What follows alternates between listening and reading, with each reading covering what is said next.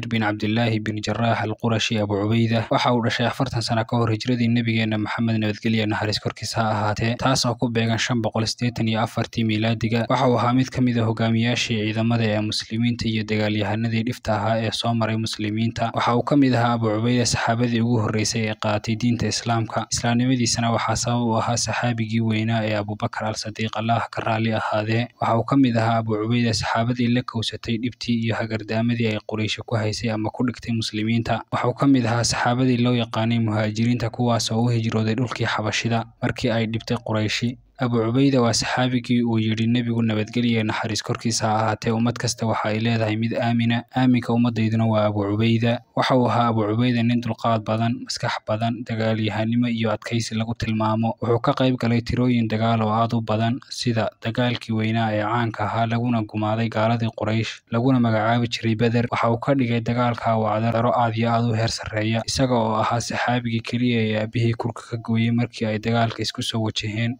Abu Ubayda aad ayuu u warwaray kadib markii uu aabihii qoorta ka gooyay ilaa uu Allah aayad Quraan ka soo dejiyay oo ku qaboojiyay Abu Ubayda markii ay aayadaas soo degtay aad ayuu u farxay wuxuu nabigu nabadgelyo qayb galay dagaalo badan sida dagaalkii la magac baxay Uhud Hudaybiya iyo qaar kale badan Abu Ubayda wuxuu kamid ahaa 10kii saxaabi ee rasuulku nabadgelyo naxariis korkiisa ha ahaatee jannada ugu bushaareeyay iyaga oo nool xilliga Umar bin Khadaab waxa hogaamiyaha ciidan ee muslimiinta ahaa Khalid bin Walid waxa uu Umar u wareejiyay Abu Ubayda oo aan ka yareysan Khalid halka ka sii anba qaaday Abu Ubayda jihaadkii iyo dhulalkii muslimiintu ay furanayeen isaga oo furtay Shaam Dimashq dhulal kale badan wuxuu ahaa xariif maskax u leh taatikooyinka dagaalka iyo sida loo qaadaba waxa uu ahaa Abu Ubayda nin lagu tilmaamo sifooyin aad iyo aad u qiimo badan sida runta ilaa uu dhahay saxaabigii lagu magacaabi jiray Abdullah ibn Umar saddex saxaabi marka ay ku sheekaynayaan been ma sheegaan marka aad u sheekaynaysan kuma beensanayaan waxa kamid ah saddexdaas saxaabi Abu Ubayda waxa kaloo lagu yaqaanay cibaado badni geesinimo dulqaad iyo sifooyin kale oo aad u badan waxa kamid ah